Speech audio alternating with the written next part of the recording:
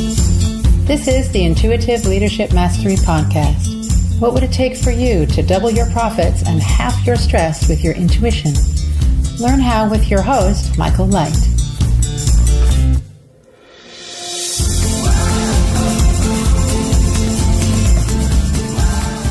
Well, how do you use intuition in your business?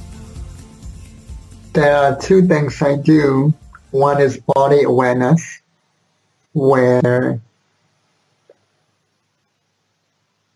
I think about a vision that I have or an action I want to do, and I connect to my body and see how my body feels about it.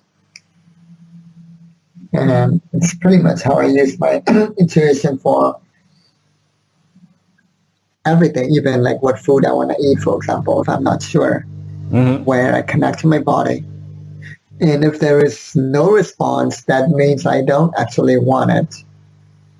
It was just like a loop of programming in my head that told me I should want it. And if there is a response and I feel good, and I feel, specifically if I feel my core desired feelings in my body, then I really do want it, and it's the right thing for me. Now, sometimes, occasionally, I might even have like a negative feeling. And that's an opportunity to explore further as to why it might be.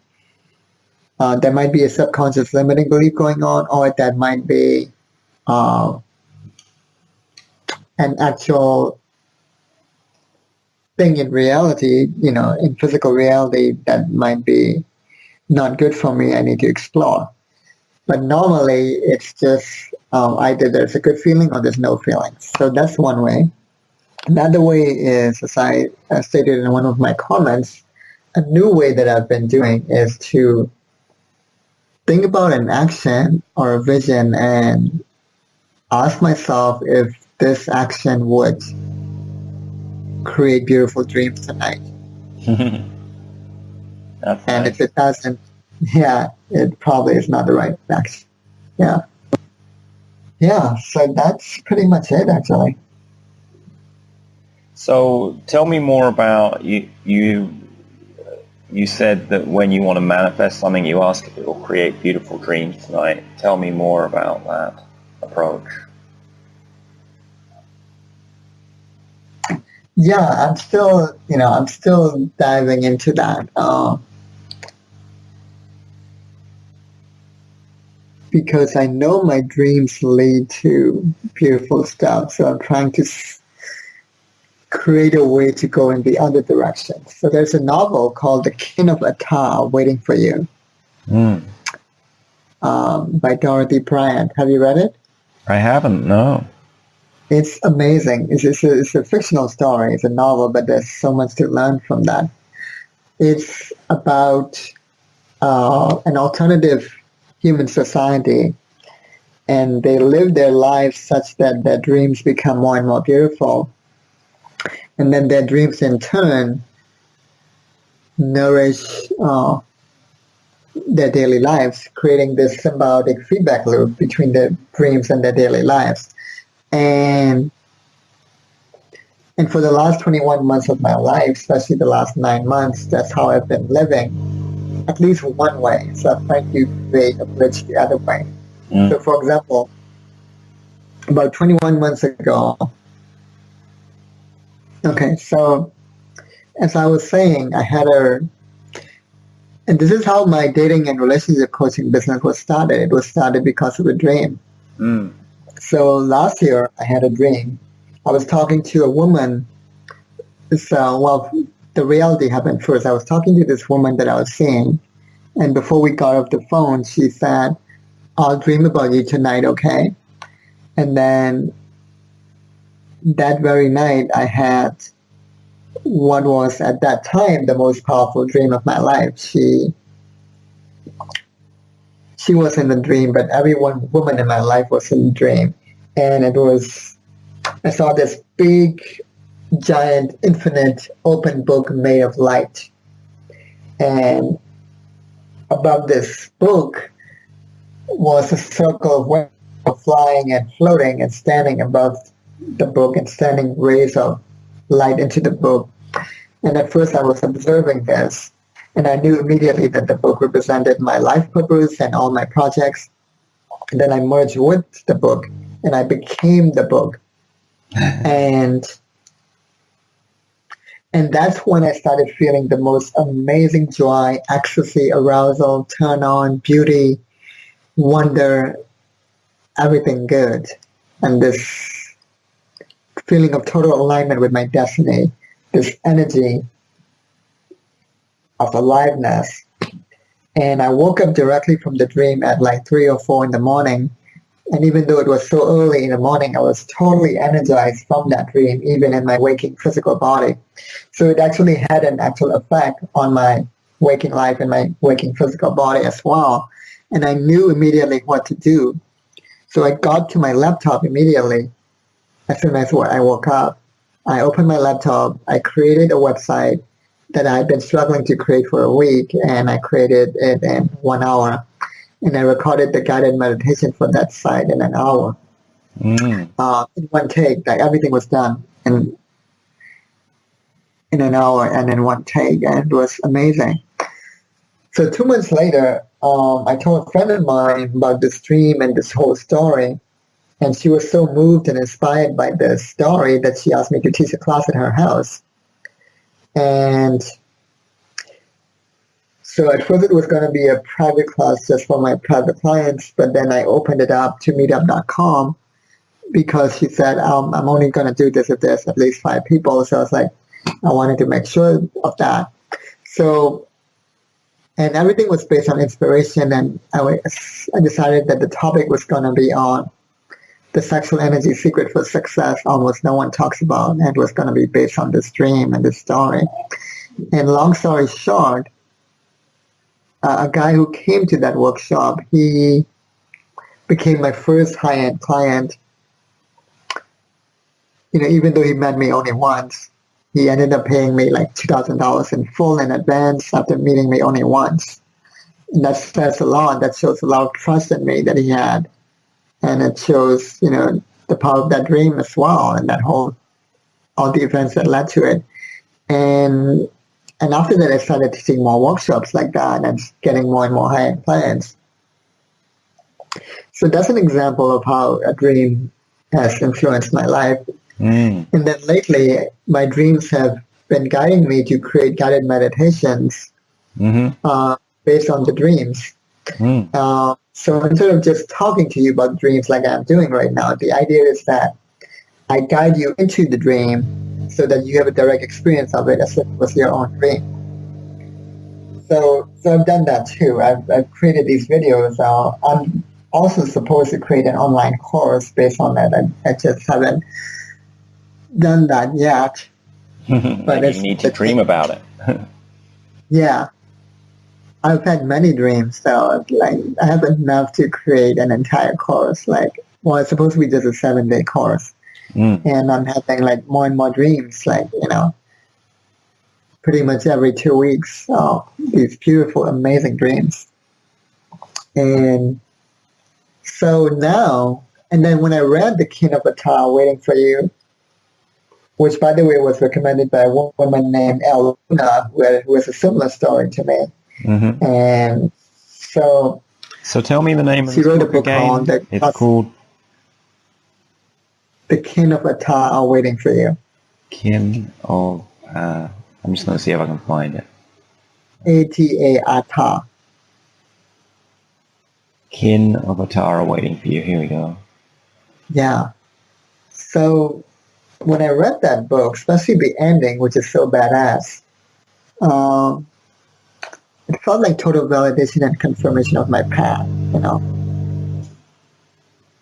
And in fact, I recently accidentally became the leader of a Facebook group that's been in this group because 24 hours after I joined the group, the leader of the group decided to step down and let me be the admin of that group, which was another confirmation for me. It's magical. Yeah, it's totally magical. So now I'm really working on like okay, so the dreams are guiding me, but how do I go the other way, create a bridge, right? So it's a question I'm still exploring. So I've been asking myself more and more often, like sometimes on a morning, like I would ask, like, what action should I take that would create a beautiful dream tonight, and then I would get an answer.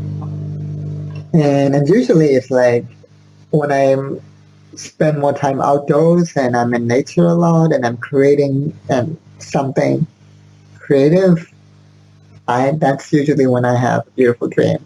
And lately I've been asking too, like which relationships with which woman would help induce more beautiful dreams. That's what I've been looking at too. So it's still an exploration for me when it comes to that. It's one of those questions, right? Like there's a quote by Rainer Maria Rilke when she said, be patient with the questions. I don't know if you're familiar with that quote. No. What do you think? Okay, let me look it up.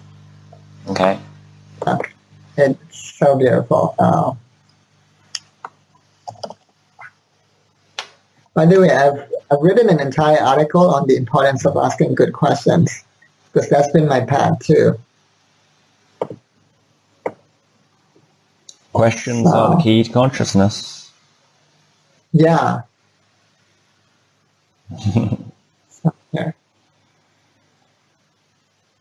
Yeah, totally. It's like,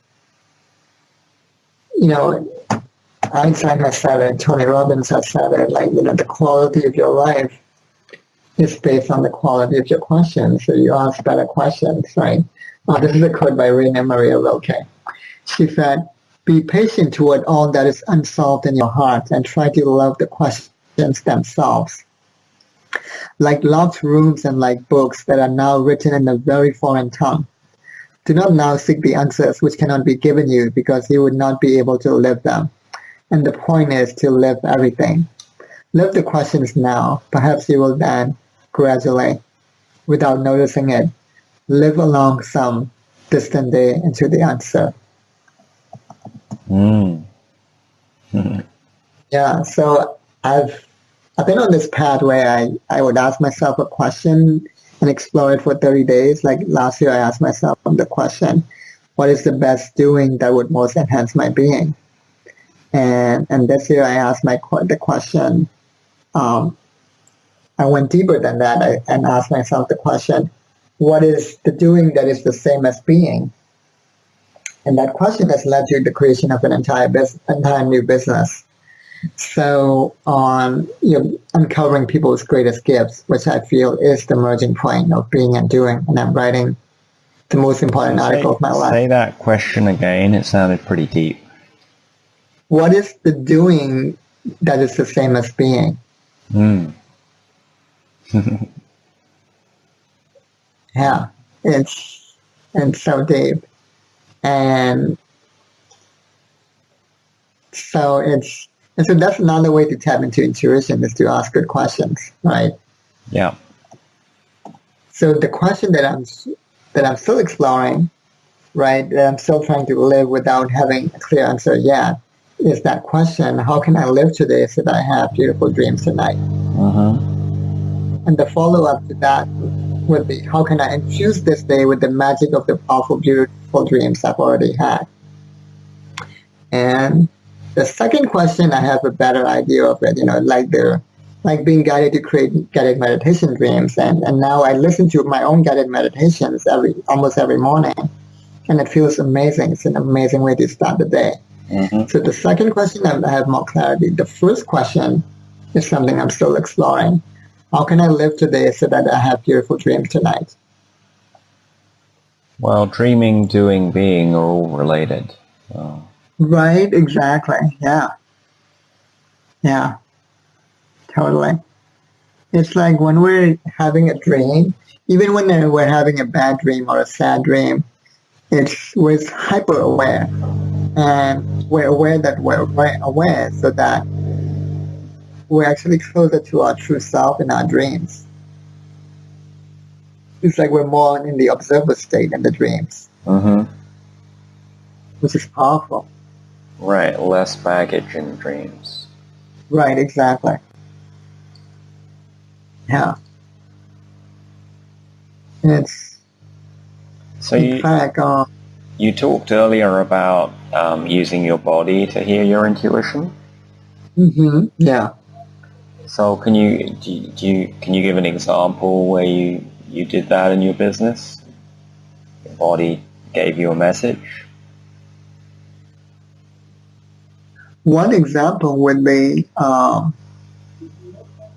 when I came up with the pricing to start when I had my dating and relationship coaching business, I came up with $2,000 for a package of 10 or 11 sessions. That's my high-end price package. And, at first I thought of 5,000 or 3,000 or 1,000. And I came up with the specific number of 2,000 by connecting to my body and seeing that is the best price. And, and I've tried to not listen to my intuition and price it at 3,000, and it has never worked, So, just so people who are new to this can understand, you said different prices out loud and you noticed how your body reacted, or was there some other way you were getting this message? Right, so I would say, saying it out loud is one way. Usually I'm more visual, so I just visualize talking with a client or visualize myself charging that amount and see how my body will respond to that. So say you said, in this case, $1,000, which was too low, how would your body respond?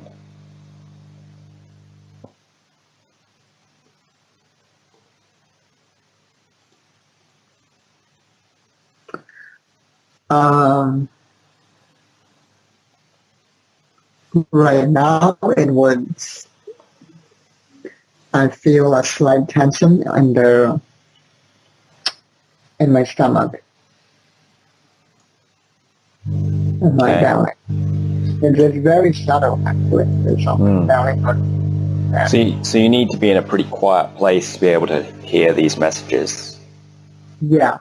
And the thing about me is, so I've trained my intuition to be sensitive to the feelings in my body. And because there are different ways of listening to intuition, right? And in my case, the body awareness and the feeling works better for me because in the past, like way back in the past, back in the days when I was depressed and suicidal, I would often hear like contradictory voices in my head. And that was so annoying. I had to like learn how to shut it off. So when it comes to intuition, I trained myself to be attuned to more into the feelings in my body than to hear any voice. Now, for other people, they might hear a voice instead, and that would work better for them, But for me, it's the feeling in my body that works best. So, coming back to this example, when you tried to visualize $3,000, what did you notice the same thing or something else in your body? Or?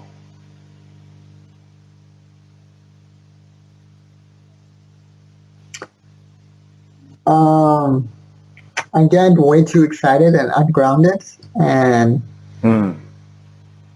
there's a fear. Yeah. So you felt you were floating out of your body, or? Yeah, kind of, yeah. And then at 2,000, how did that feel for you?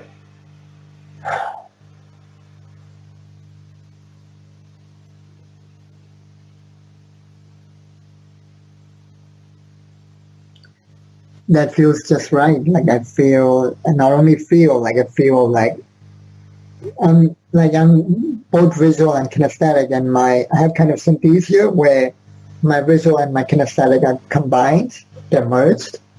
So I not only feel completely in my body, I also simultaneously feel expansive, and I even see like roots coming out of my feet, and I feel like lights coming out of my body. There's like concentric circles of light, and it feels really good. I feel both grounded and expansive at the same time. Yeah. Well, that's a great example of hearing your intuition from your body to set a price that works for your business. Right. Yeah. So if someone was new to that, listening to their intuition, and they wanted to try seeing if their body could give them messages, what would you suggest to help them do that?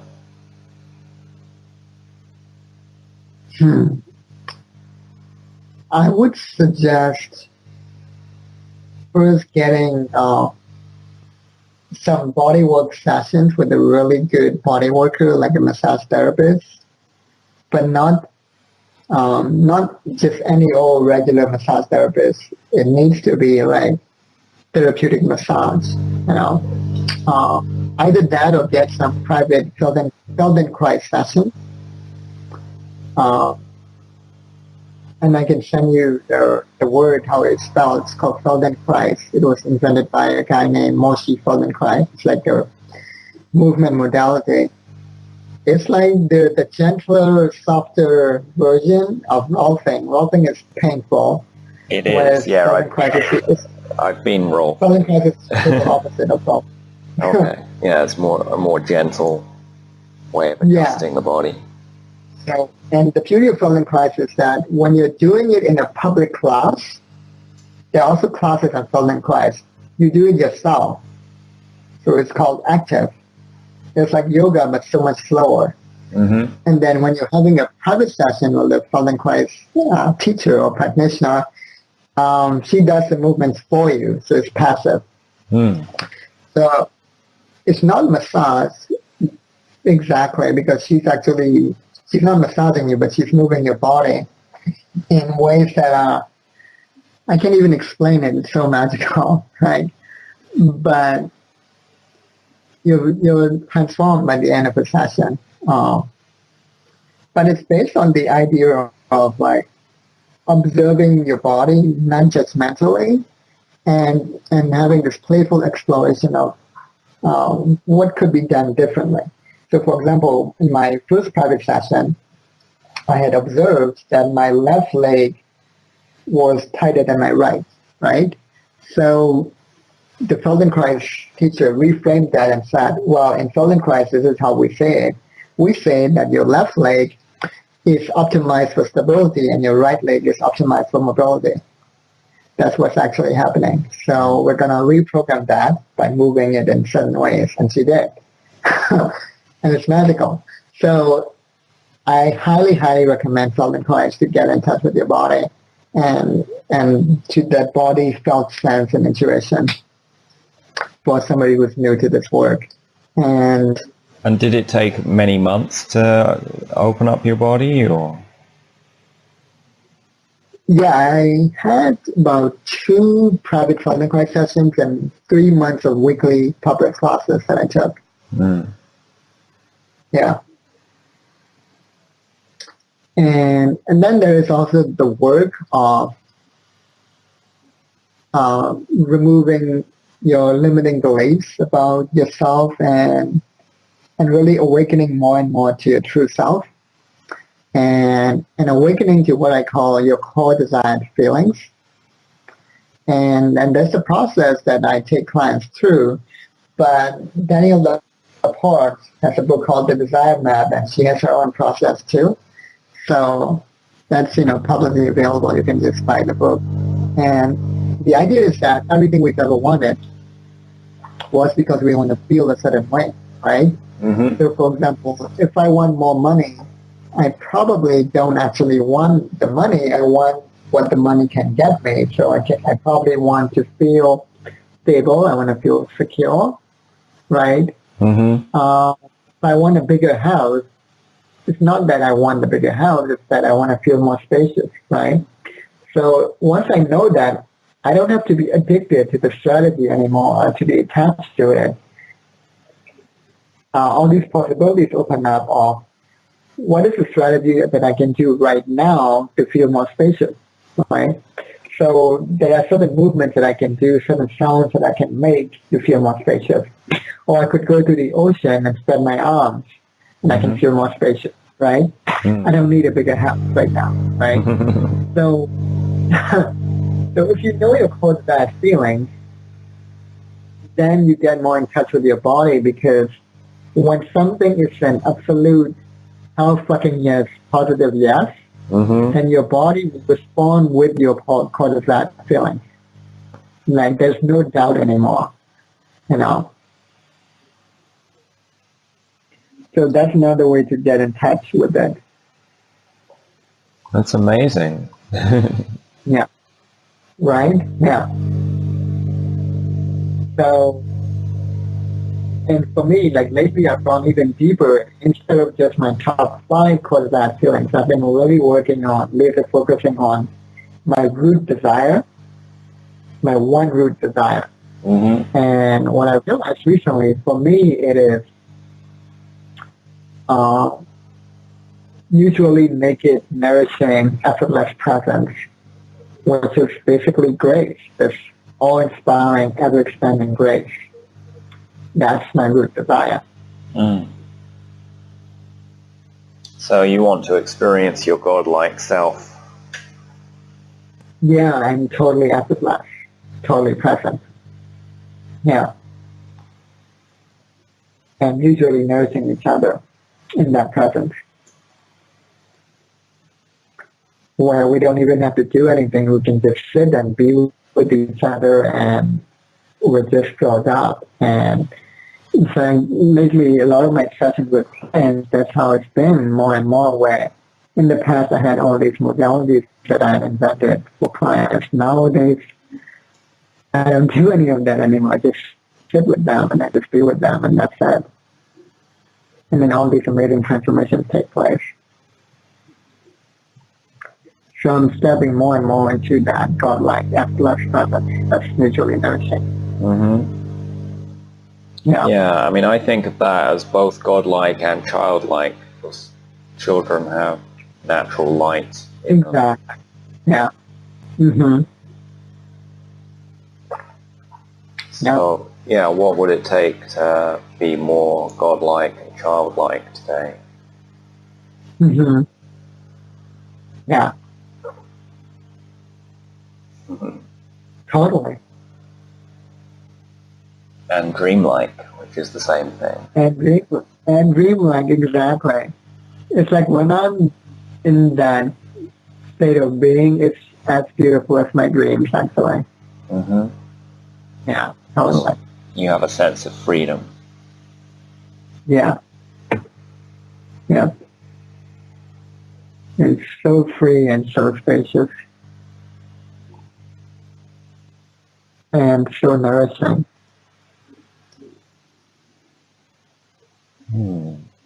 So how does having this grace state help your business? That's a good question. I am stepping more and more into that. We're starting to make my sessions more effortless. So that's the biggest one right now. It's like I'm doing less and less, and my clients are getting bigger and bigger every time. So I'm getting, better and better testimonials. So like my clients keep referring to me as a magician. Oh, that is magical, right? I do. So there is that in terms of my business. And I'm learning how to really infuse it into like all of my business decisions. For example, I used to use Zoom for my video calls with clients, but now I've switched to this new thing called appear.in, and it's amazing because it reflects the internal effortlessness that I'm stepping into, because there are no downloads required, no need to sign up or log in. You just show up. You just click on the link and you just show up. And it's free. Say what that service is called again? I didn't quite catch it. It's called Appear.in. Appear.in. Appear. Appear, yeah, like appearance. Oh, Appear. Okay. Yeah, exactly. Appear.n. Okay. In. .in. Yeah. Yeah. Cool. Yeah.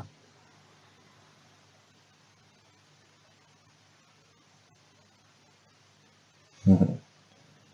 So you're finding your business runs with less effort, and new ideas come to you more easily. Is that what I'm understanding? So as I was saying, you're familiar with the online funnels and the funnel model of doing business, right? Mm-hmm. Yep. Yeah. So I've never had an online funnel, but I've had an offline funnel back when I had the dating and relationship business, which was that I would promote an event on MeetuUp.com, and I would charge $27 for it, and then people would come to the event, and then at the event they would have to pay me $49 for an interview with me to make sure they're a good fit, and from the $49 they would become the $2,000 client. So it was a pretty basic funnel, right? It's Meetup, the workshop, the interview, and then the session. So like only 4 steps. As I launched, based more on purpose and discovering your greatest gift and things like that, I am exploring a new way of doing business that really reflects this desire for effortless grace, where I feel like if I have to do a big launch, or if I have to have a complicated funnel, or if I have to try to convince you in any way to become my client, I'm probably not a good fit for you anyway. So like, don't buy my shit, right? So I want to step more into that effortless trust and this connection of like just building relationships with people, and what I call touch point marketing, where it's not a funnel, this is based on touch points. And that's why I created the Facebook group Phoenix Awakening, where instead of a funnel, it's more like a circle where there are many touch points where people can touch me and I can touch people, like the Facebook group, my videos, my articles, Facebook Live, even my private messaging, my collaborations with people, and even this interview. So there's all these touch points. And if someone is interested, then they get into a discovery call, then they get into a session.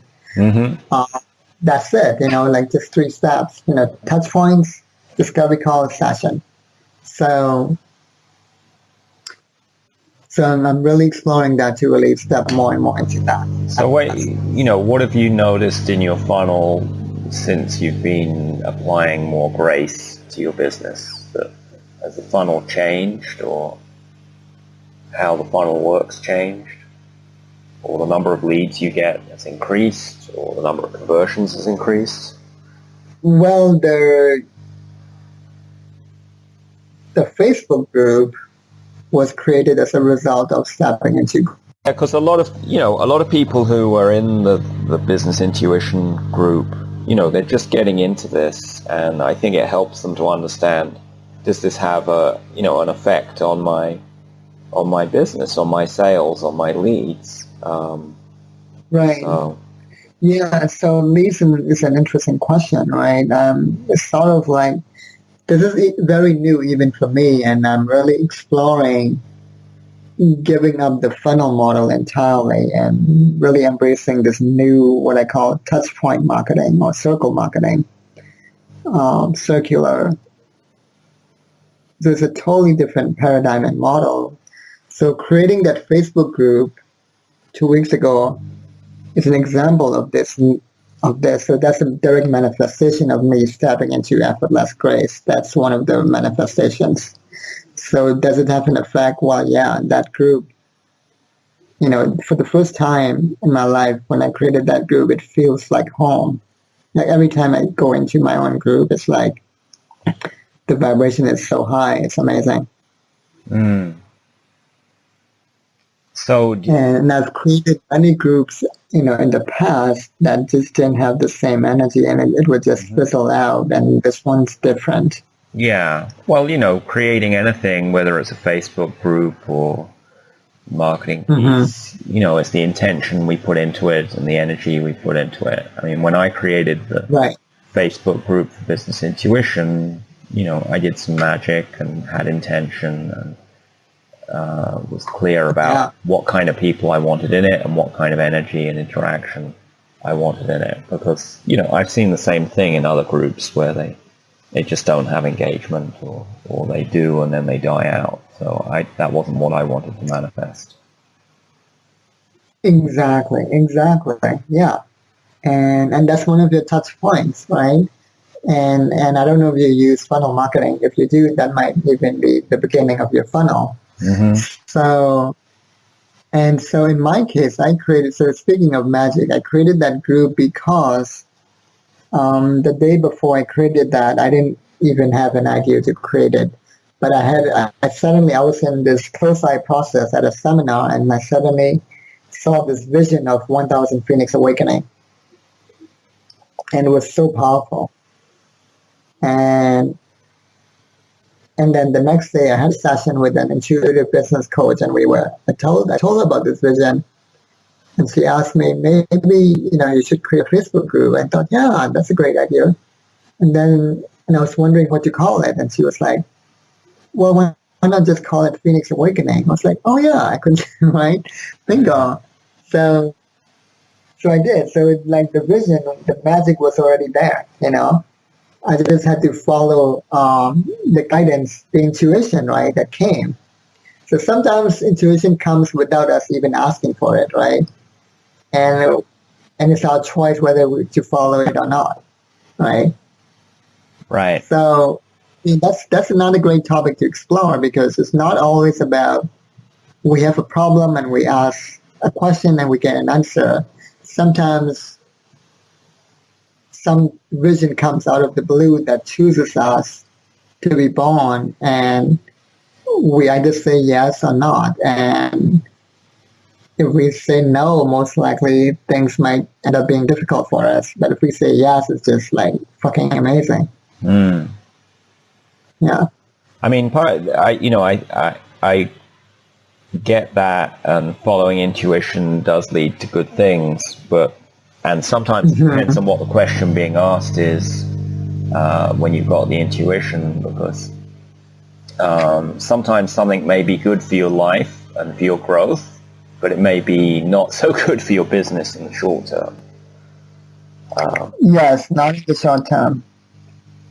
So, yeah, and right, and I was saying sometimes it comes out of the blue without us even asking a question, right? It just comes it's like this vision of 1,000 Phoenix Awakening. It was like, when did this come from? I have no idea, but now it makes total sense, and usually makes sense in retrospect, but doesn't always make sense at the time. Right. Steve Jobs said this beautifully. He said, we cannot connect the dots going forward. We can only connect the dots going backwards. Yeah, totally. Or I would say it's easier to connect them going backwards. It's possible to connect them going forwards. It just requires greater insight or grace or acceptance. And trust. Yeah. Yeah. Cool. Yep, totally. Well, anything else you want to share before we wrap this call up today? Yeah, I think one thing that could really help with their intuition is stepping more and more into who you really are, this this merging point of being and doing that I talk about, right? This your greatest gift, which is based on your greatest longing, like that you've yearned for from other people, is also your greatest gift.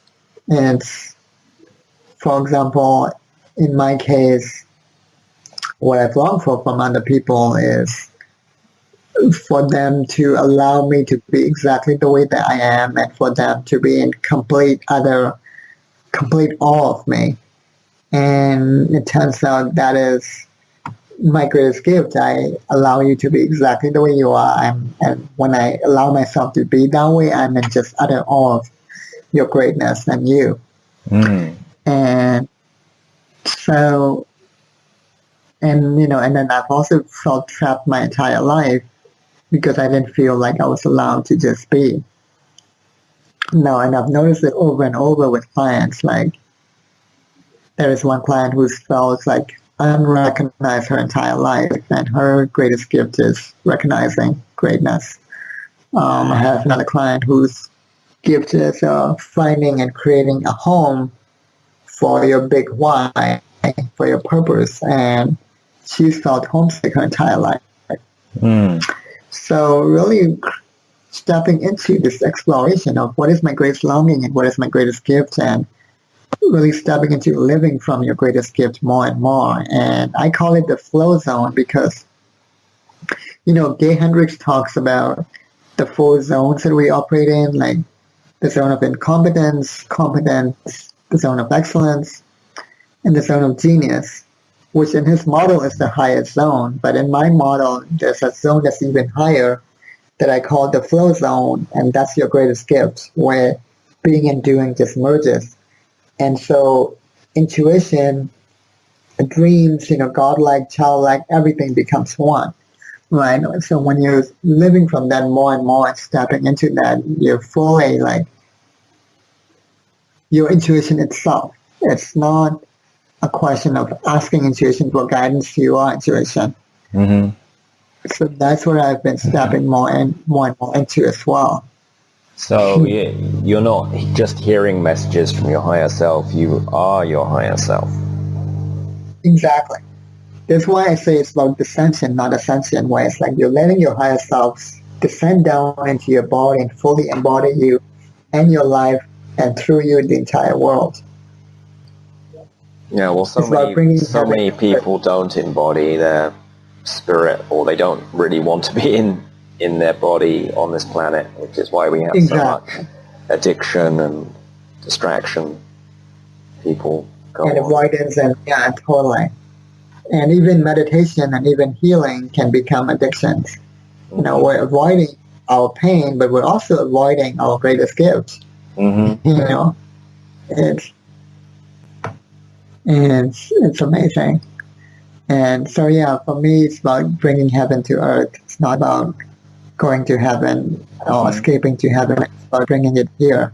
Or to put it another way, to recognize earth already is heaven, and we were just creating an illusion or Maya to make it appear as though it wasn't heaven. And then when you clear that, you can see that everything is perfect here, and you can manifest with grace in your life and business. Yeah, it's about uncovering the mire, the clay Buddha, right? The clay, so to see the golden Buddha that's already there. So uncovering that's not true, everything that's not true, to reveal and bring forth into the world the heaven that's already here, the heaven that is in each person's heart. And to really create a movement of people doing that and being this way and really connecting from the heaven that's already here. Right. Well, that's a beautiful thought for the day and a way to create new business in life. Yeah. So thanks so much for talking with me today. If people want to connect with you, how can they locate you? Right now, I do have a website, but since I'm in this big transition, I would recommend just joining my Facebook group, Phoenix Awakening. All right. Just do a search for Phoenix Awakening and join the group. Yeah. Fabulous. Well, thanks so much. Have a great rest of your day. You too. Thanks. Yeah. All right. Bye. Bye.